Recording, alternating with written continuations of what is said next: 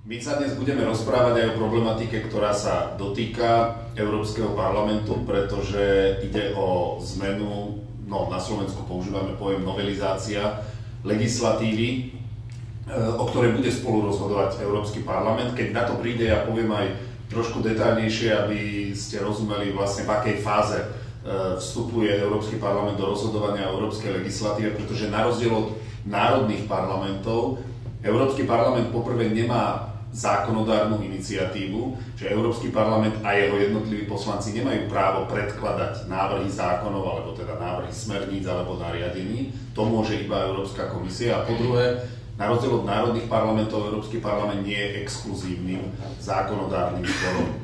My rozhodujeme spoločne s Európskou radou. To je to, čo tak v hantírke nazývame Rada ministrov. Čiže napríklad vo vašom prípade by to bola Rada ministrov dopravy, Rada ministrov členských krajín. No a my vlastne ako Európsky parlament rozhodujeme vždy spoločne s touto radou. Čiže my sa musíme navzájom dohodnúť.